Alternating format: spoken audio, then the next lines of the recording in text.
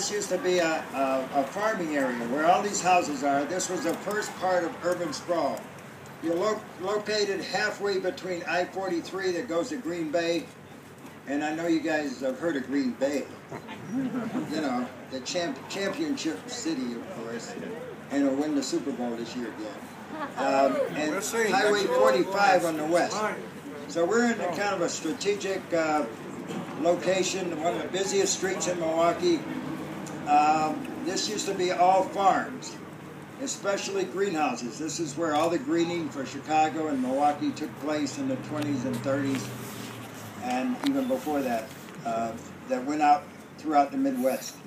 So this was called Greenhouse Alley. The street behind us, across the creek, a couple streets across there is called Florist Avenue, named after the floral industry that flourished in this area. So in 1993, I was actually driving down the street. I worked for Procter & Gamble in sales and sales technology. I was driving down the street, and there was a big 4x8 sign that this place was for sale. And I was looking for a place to sell my farm produce. To make a long story short, I have a 100-acre farm in Oak Creek, Wisconsin, and I was looking for a place to sell. I was marketing to wholesale and going to farmers markets and that, but I wanted a place to sell another place to sell my produce, and quite frankly, I was tired of working in corporate America. So I kind of got lucky. I saw this place, and I wrote down the number and found out the city owned the property. Had repossessed it for taxes from the previous owner that was struggling, but they were still operating the facility, which was important. The important piece of that is that this place was never shut down. You know, built in late 1920s, it was never shut down. So grandfathered into what I could do here in a residential zone area. This is residentially zoned. So I make a long story short, I was able to make the purchase, and for selfish reasons to sell my farm produce, I worked with a youth group that wanted me to help them, and that's how I got sucked into what I'm doing today, and why we're standing here. So that's part of the story. There's a lot of more pieces of the story. But anyway, welcome here. We're going to take a tour. We're going to move really fast, faster than we normally. This tour takes about 2.5 hours normally, but we don't have that much time. So I'm going to kind of take you on a virtual tour of what you're going to see. When we enter the front of the building, you'll see solar panels that produce about a quarter of our electrical energy tied into a grid system, and then we display a lot of our products that you saw at Jackson this morning and our other 22 farms or 23 farms.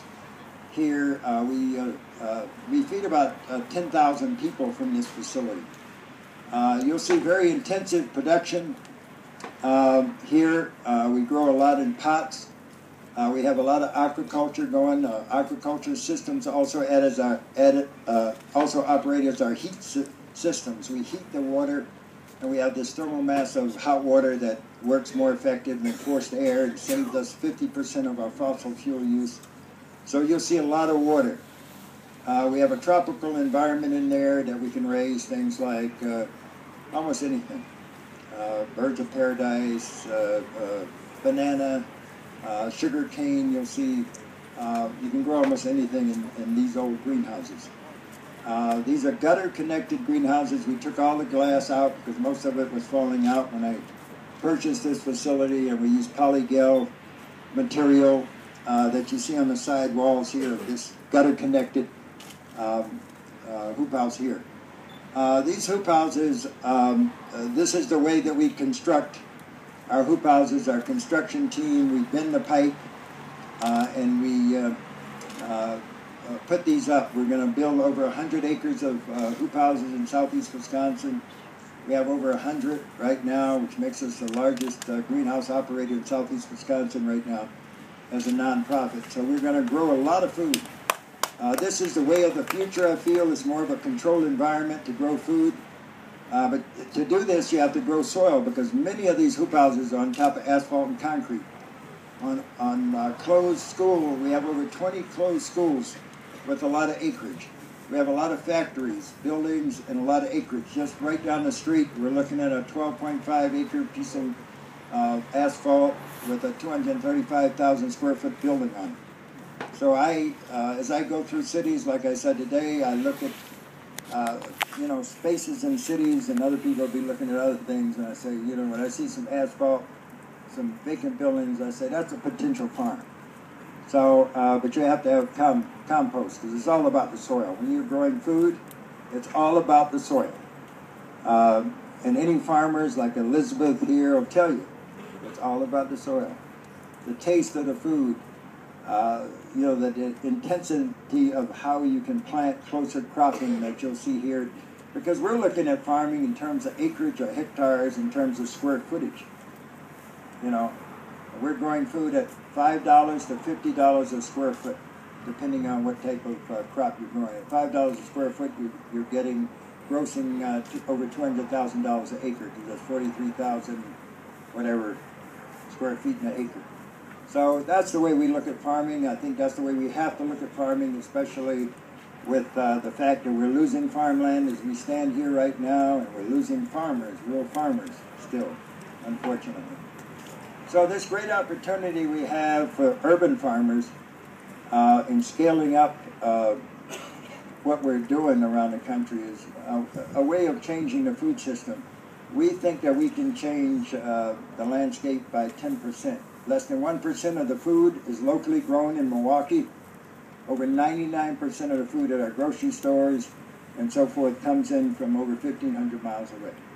If we can, over the next 2 years, grow that to 10%, then it have huge implications in terms of jobs and the environment. Just so many positive things that can happen in terms of our health, eating locally grown, sustainable, natural food. So that's what we are doing here, and I believe in an integrated food system, because if one thing doesn't work, you can always turn to something else. Like, if you're having a bad year and the prices are bad on one crop, if you got a lot of crops. So we grow 150 different varieties, and we have the fish and the chickens and so forth. So that's what we're going to see. So as we go through, observe, look, we'll see some fish. I'll pull out a couple fish for you guys to take a look at. Different varieties. We're growing black pacu, which are about 25 pounds. They get up to 60, 70 pounds in the wild. Lake perch, and also tilapia. So we're going to get started now because of our timing. So we're going to roll through. So we can only ask a few questions. Anybody have any burning questions before we get started? Can I take a fish home with me?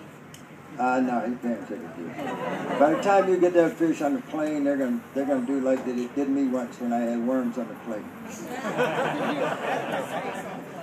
Yes, Elise. At that Jackson farm, what do you do for fertility there? Compost. We spread compost. We have a compost spreader, so we put about 2 inches of. Fortunately, the farmer that was right down that he showed you.